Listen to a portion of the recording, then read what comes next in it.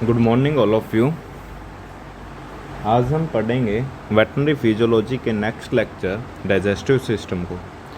Digestive system को हम शुरू करेंगे। आज हम पढ़ेंगे डिग्लूटिशन, ईसोफेगस, स्टमक के बारे में। सबसे पहले स्वतंत्रता दिवस की हार्दिक शुभकामनाएं आपको। Happy independence day.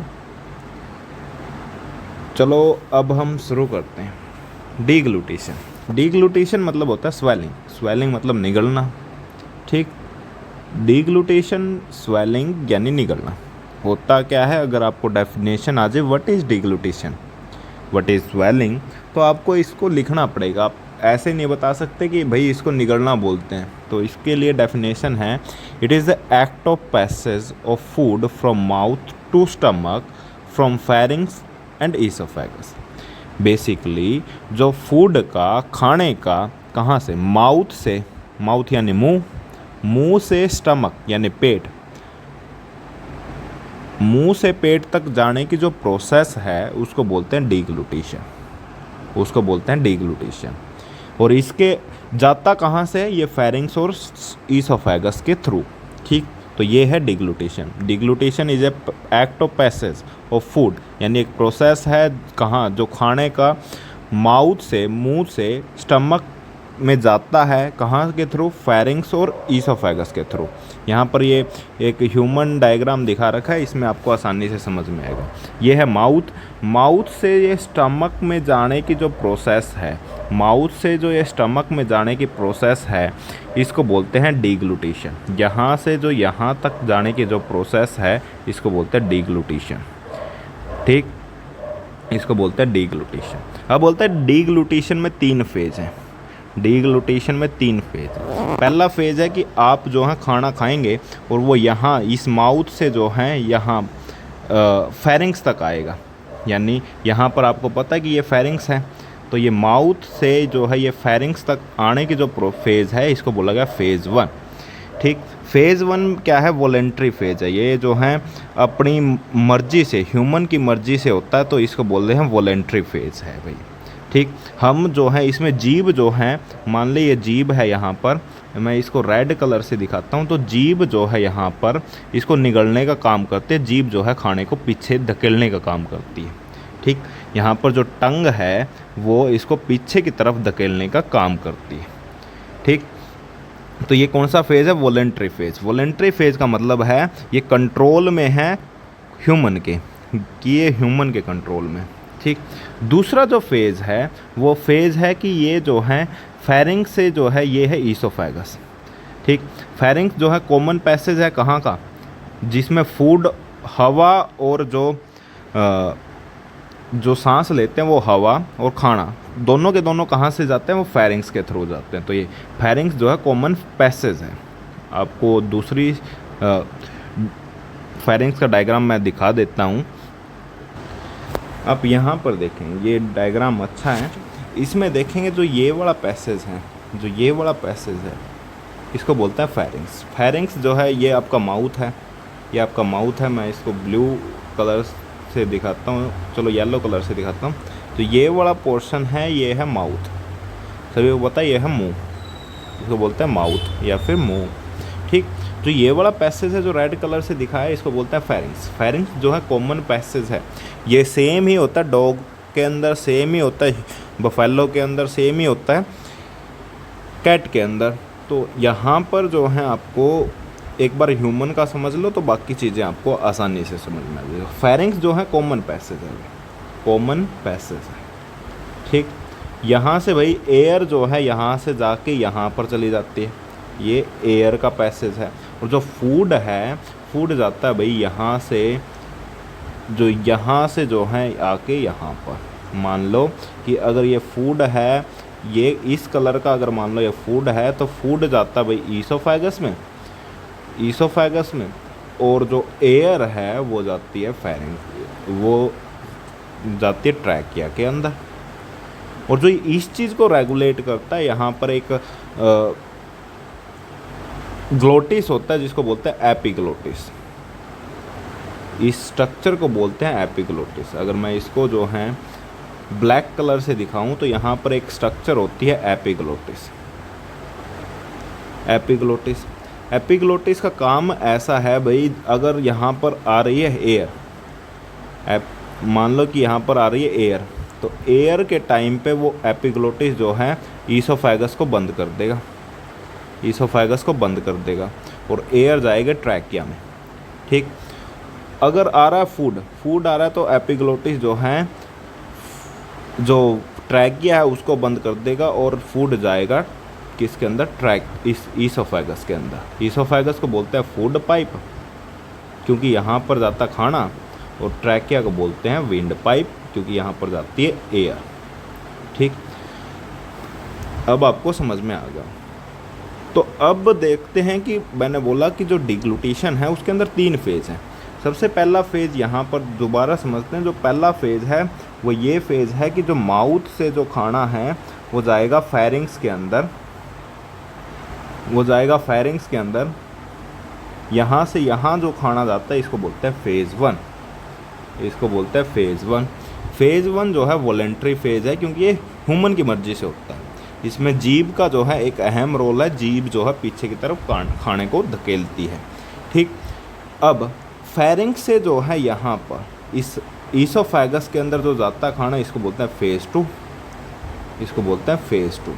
ठीक, और जो ईसोफेगस से अब ये स्टमक के अंदर जाएगा इसको बोलेंगे फेज़ 3, इसको बोलते हैं फेज़ 3। जो ईसोफेगस से जो ये इसके अंदर जाता है बेसिकली स्टमक के अंदर, वो जाता है ईसोफेगस की मूवमेंट के थ्रू। ईसोफेगस के अंदर बेसिकली ये अगर मैं आपको डायग्राम दोबारा दिखाऊं तो यहाँ पर जो है, अगर मान लो ये ईसोफेगस है और ये जो है आपका स्टमक है, तो ईसोफेगस पर यहाँ पर जो है ये मसल होती हैं, मसल जो हैं कॉन्ट्रैक्ट करती हैं। ये ऐसे जो है, मान लो अगर मैं इसको सेक्शन काट के दिखाऊं तो आपको ऊपर से ये ऐसा दिखेगा, तो इसके अंदर यहाँ पर जो है ये मसल से बना होता है। ठीक, ये मसल जो है कॉन्ट्रैक्ट करेंगी तो जिसके कारण जो इसकी इनर लाइनिंग है ये जो है छोटी हो जाएगी। ठीक, ये जो है अंदर का जो ल्यूमन है ये छोटा हो जाएगा, फिर जो है ये दोबारा फिर अपने नॉर्मल उसमें आ जाएगा। तो इस कॉन्ट्रैक्शन की वजह से जो है खाना जो है, फूड जो है ईसोफेगस से कहाँ पर आता है, स्टमक के अंदर आता है। और इस मूवमेंट को बोलते हैं पेरिस्टालिसिस मूवमेंट, पेरिस्टालिसिस मूवमेंट। ठीक, तो आपसे कई बार पूछा जा सकता है ईसोफेगस के अंदर कौन सी मूवमेंट होती है, उसको बोलते हैं पेरिस्टालिसिस।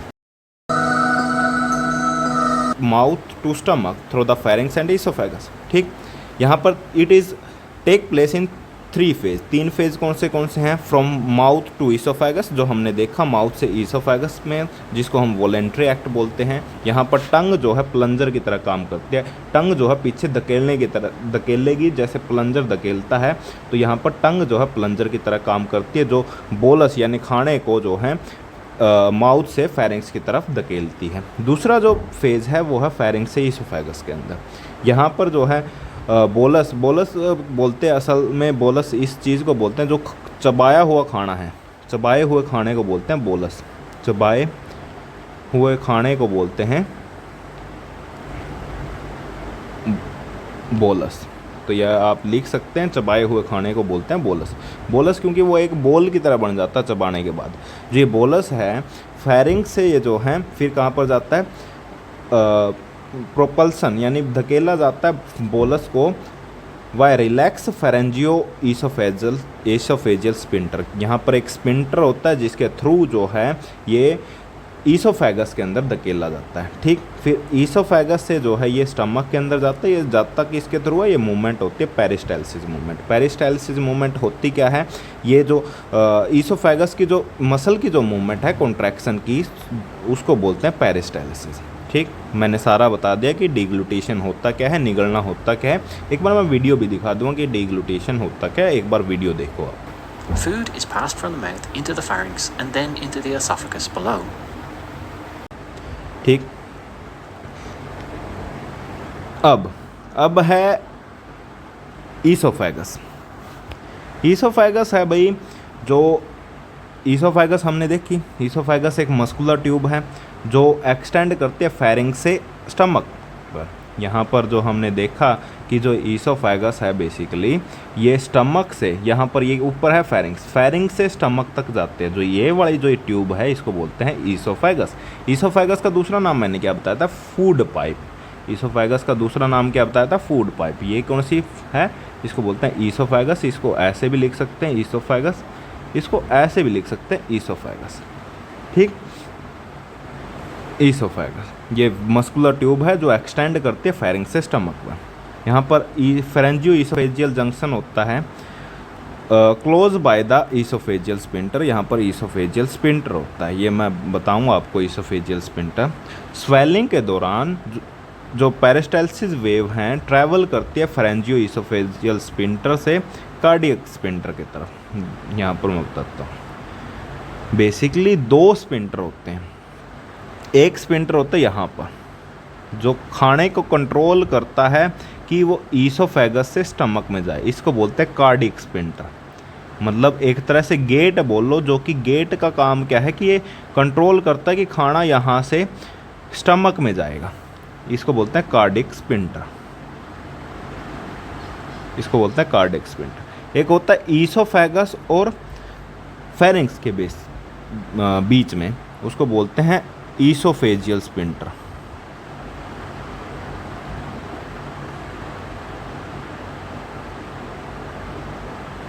ठीक, तो एक तरह से अगर मैं बताऊं तो ईसोफेगस जो है दोनों तरफ से स्पिंटर से घिरी हुई होती है। ये मान लो कि ये ईसोफेगस है, ये आपका स्टमक है, ऊपर जो है यहाँ पर क्या है? फेरिंग्स है। यहाँ पर क्या है? फेरिंग्स है। तो यहाँ पर जो स्पिंटर है उसको बोलते हैं ईसोफेजियल स्पिंटर, इसको बोलते हैं ईसोफेजियल स्पिंटर। और यहाँ पर जो ये स्पिंटर है इसको बोलते हैं cardiac sphincter.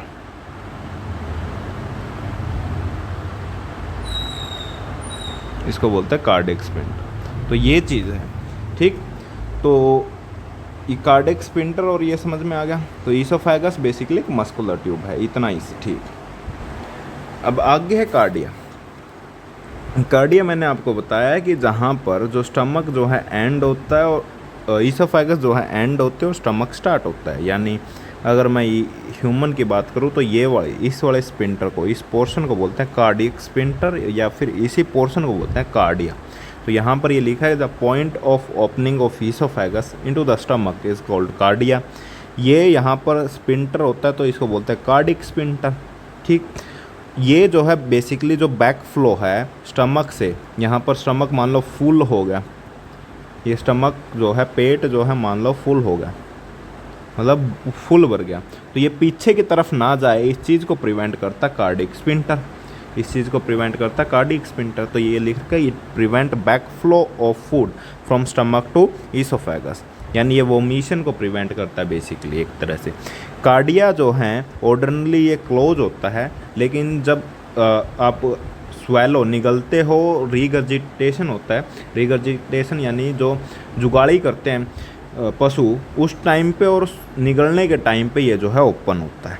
Cardia normally close होता है, लेकिन गुटकने के टाइम पे और जब जुगाड़ी करते हैं पशु उस टाइम पे ये जो है ओपन होता है। कार्डियक स्पिंटर वेल डेवलप होता है, पावरफुल होता है हॉर्सेज के अंदर। हॉर्सेज के अंदर कार्डियक स्पिंटर जो हैं बहुत पावरफुल होता है। ये एक इम्पोर्टेंट लाइन है बिकॉज क्यों इसी एक रीज़न ये भी है कि जो हॉर्सेज के अंदर जो है वोमिशन नहीं होती, वोमिशन हॉर्सेज के अंदर हो ही नहीं सकती। एक ये रीज़न भी है कि क्यों हॉर्सेज के अंदर जो हैं वोमिशन नहीं हो सकती। उसमें एक रीज़न आप ये भी लिखेंगे कार्डियक स्पिंटर उनका जो है बहुत पावरफुल होता है। तो दैट्स वाई हॉर्सेज के अंदर जो है वोमिशन नहीं होती, वोमिशन होती ही नहीं है।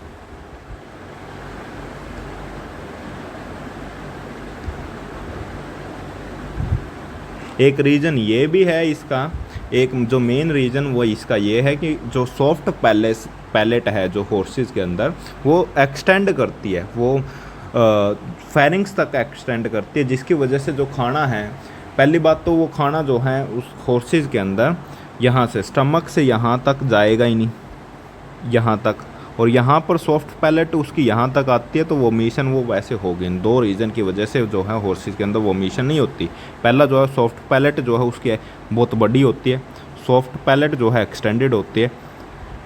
और दूसरा जो रीज़न है वो ये है कि यहाँ पर जो कार्डिक स्पिंटर है वो पावरफुल होता है। कार्डिक स्पिंटर जो है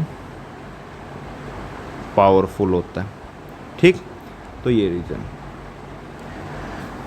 आगे है स्टमक। स्टमक जो है स्टोर करता है फूड को। स्टमक को हम बोलते हैं पेट। स्टमक का काम क्या है भाई? स्टमक जो है फूड को स्टोर करता है, मिक्स करता है फूड को। इसके अंदर बहुत सारे ग्लैंड होते हैं जैसे जो गैस्ट्रिक जूस सिक्रीट करते हैं, ठीक, जो एंजाइम सिक्रीट करते हैं जो कि डाइजेस्ट करते हैं प्रोटीन को और फैट को, ठीक, as well as HCl to make this content very acidic. और यहाँ पर जो गैस्ट्रिक जूस है वो डाइजेस्ट करते हैं प्रोटीन और फैट को। यानी आप एक चीज़ याद कर सकते हैं कि स्टमक के अंदर पेट के अंदर कार्बोहाइड्रेट जो हैं डाइजेस्ट नहीं होती है। कार्बोहाइड्रेट का डाइजेशन पेट के अंदर होता नहीं है, ठीक। और यहाँ पर जो गैस्ट्रिक जूस है वो डाइजेस्ट करता है प्रोटीन और फैट को। और जो HCl है हाइड्रोक्लोरिक एसिड है वो फूड को जो है एसिडिक बनाती है, ठीक। जो वॉल है स्टमक की वो मस्कुलर होती है, उसके अंदर बहुत सा मसल होती हैं जो चर्न करती है फूड को तोड़ती है, चर्न करती हैं और मिक्स करती हैं फूड को गैस्ट्रिक जूस के साथ, ठीक। और जो ये वाटरी जो मिक्सचर बनता है उसको बोलते हैं काइम, ठीक।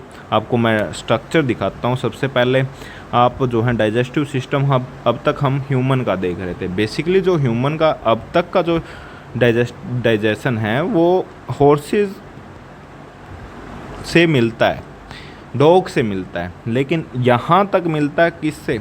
रूमिनेंट से भी यहाँ तक मिलता है। लेकिन इससे आगे जो है रूमिनेंट्स का और जो है हॉर्सेस का अलग अलग है। क्यों भाई? हॉर्सेस हैं हॉर्स, डॉग और पिग, ये तीनों के तीन हैं मोनोगैस्ट्रिक यानी एक पेट है भाई, एक स्टमक है। इनका जो डाइजेशन है ये बेसिकली ह्यूमन से जो है मैच खाता है, ह्यूमन से मिलता है, ठीक। लेकिन जो आपके रूमिनेंट्स यानी जिसके 4 पेट हैं वो कौन कौन से हैं? वो हैं काऊ, बफेलो, सीप और गोट। उनका हम बाद में पढ़ेंगे। पहले हम सिंपल स्टमक एनिमल जो हैं, सिंपल मोनोगैस्ट्रिक एनिमल हैं, उनका पढ़ लेते हैं, ठीक। तो ये जो है आपका डाइजेस्टिव सिस्टम है हॉर्स का। हॉर्स के अंदर सेम है, यहाँ पर ये जो है ये माउथ है, ये जो है माउथ है जो हमने ह्यूमन में पढ़ा। यहाँ पर क्या है? फेरिंग्स है। यहाँ पर क्या है? फेरिंग्स है। ये क्या है? ईसोफेगस है। ये क्या है? ईसोफेगस है। और जो ये है इसको बोलते हैं स्टमक। सेम स्टमक है, जैसे स्टमक है जैसे ह्यूमन के अंदर होता है, ऐसा ही किसके अंदर होता है? डॉग के अंदर होता है। और उसके बाद ये स्मॉल इंटेस्टाइन है। स्मॉल इंटेस्टाइन के बाद जो सिक्कम है हॉर्स के अंदर, ये बहुत लार्ज होती है, ठीक। यानी सिक्कम, स्मॉल इंटेस्टाइन के बाद ये लार्ज इंटेस्टाइन है। लार्ज इंटेस्टाइन में तीन चीज़ें आएंगे भाई, सिक्कम, कोलोन और रेक्टम। लार्ज इंटेस्टाइन में 3 चीज़ें होंगी, सिक्कम, कोलोन और रेक्टम। तो आपको जो है एक चीज़ याद रखनी है कि हॉर्स के अंदर आप स्टमक लाइन ये याद कर सकते हैं कि हॉर्स के अंदर रेक्टम जो है, सिक्कम जो है वेल डेवलप्ड होती है। सिक्कम जो है वेल डेवलप होते हैं। इसी वजह से हॉर्सेस को हाइंड गट फर्मेंटर बोला जाता है। हाइंड गट फर्मेंटर बोला जाता है, ठीक। क्योंकि ये यहाँ पर फर्मेंटेशन जो है सिक्कम के अंदर होती है। यहाँ पर जो फर्मेंटेशन है वो सिक्कम के अंदर होगी।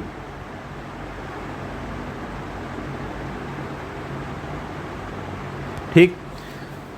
और तो आप बोलेंगे सर फोरगट फर्मेंटर किसको बोला जाता है? फोरगट फर्मेंटर किसको बोला जाता है? फोरगट फर्मेंटर जो है बेसिकली, जो रूमिनेंट्स है उनको बोला जाता है फोरगट फर्मेंटर। रूमिनेंट्स कौन कौन से हैं भाई? शिप, काऊ, शिप, गोट और बफेलो, इनको जो है फोरगट फर्मेंटर बोला जाता है। हॉर्स को जो है हाइंडगट फर्मेंटर बोला जाता है, ठीक।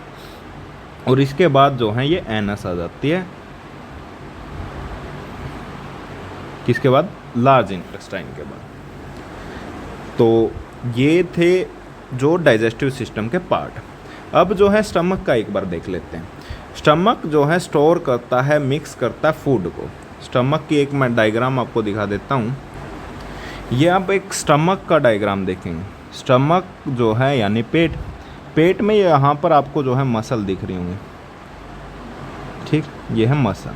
जो मसल हैं पेट के वो बहुत स्ट्रॉन्ग होते हैं, जो कि जिनकी वजह से देखो एक चीज़ देखो, जो यहाँ पर जो है जो स्टमक हैं इसकी सेल होंगी।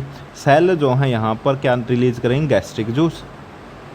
गैस्ट्रिक जूस, गैस्ट्रिक जूस को एक मिनट के लिए मैं मान लेता हूँ कि ये जो मैंने बना दिया, ये पानी से जो मैंने बनाया है, ये है गैस्ट्रिक जूस, जो कि ये है गैस्ट्रिक जूस, जो कि रिलीज़ किया जाता है स्टमक के खुद के द्वारा, स्टमक की सेल के द्वारा यहाँ पर गैस्ट्रिक जूस रिलीज़ कर दिया।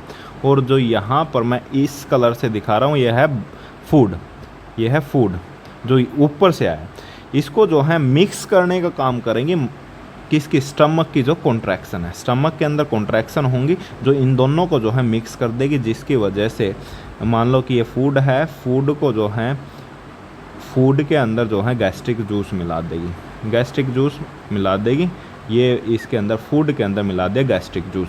तो जो ये बनेगा इसको बोलते हैं काइम, इसको बोलते हैं काइम, ठीक। तो आपको कई बार ये आता है गैस्ट्रिक जूस के अंदर बेसिकली होंगी क्या क्या चीज़ें? गैस्ट्रिक जूस के अंदर होंगे बेसिकली, एक तो होगा HCl, HCl हाइड्रोक्लोरिक एसिड, इसको बोलते हैं हाइड्रोक्लोरिक एसिड। हाइड्रोक्लोरिक एसिड जो हैं, HCl जो हैं, ये बेसिकली एसिडिक इन्वायरमेंट प्रोवाइड करेगी, एसिडिक इन्वायरमेंट प्रोवाइड करेगी। और क्या क्या चीज़ें होंगी? और इसके अंदर होगा पेप्सिन। पेप्सिन क्या है भाई? आपने 11th-12th में पढ़ा है। पेप्सिन एक एंजाइम है, पेप्सिन जो है एक एंजाइम है जो कि प्रोटीन को डाइजेस्ट करता है, प्रोटीन को डाइजेस्ट करता है। यानी प्रोटीन, एक मिनट के लिए मैं कहूँ, प्रोटीन आपको सभी को पता है कि ये प्रोटीन जो है अमीनो एसिड, प्रोटीन किससे बना होता है? अमीनो एसिड से। ये बहुत सारी अमीनो एसिड, मान लो एक ये अमीनो एसिड है, ये अमीनो एसिड बहुत सारी अमीनो एसिड जुड़ के किसका निर्माण करते हैं? ये बनाते हैं प्रोटीन का। जिस तरह ये अमीनो एसिड, मान लो कि एक ये अमीनो एसिड है, ये है अमीनो एसिड, ये बहुत सारे मिलके क्या बनाते हैं? प्रोटीन। तो इनको जो है तोड़ने का काम, मान लो कि 10 से मिलके जो है ये प्रोटीन बना है, तो इसको जो है 5 के अंदर तोड़ देगी। कौन? पेप्सिन। इसको 5 के अंदर तोड़ देगा, 5 के अंदर तोड़ देगा, 5 के अंदर तोड़ देगा। कौन? पेप्सिन, ठीक। और तीसरा इसके अंदर HCl है, पेप्सिन है, तीसरा है रेनिन, रेनिन, निन, ठीक। रेनिन बेसिकली बच्चों के अंदर होता है, अडल्ट में ये नहीं मिलता। रेनिन जो है दूध को डाइजेस्ट करने में हेल्प करता है, ठीक। और चौथा जो है यहाँ पर गैस्ट्रिक लाइपेज, गैस्ट्रिक लाइपेज जो कि गैस्ट्रिक जूस का पार्ट है, ठीक।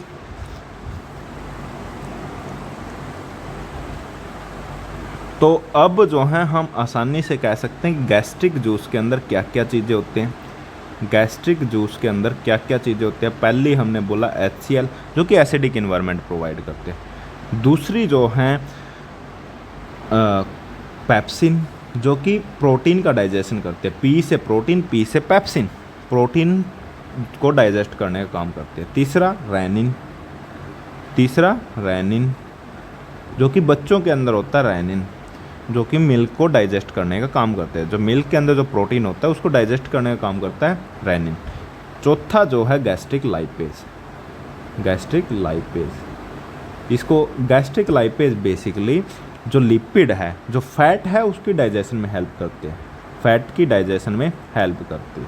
लाइपेज, लाइपेज यानी लिपिड, लिपिड का डाइजेशन यानी फैट का डाइजेशन गैस्ट्रिक लाइपेज।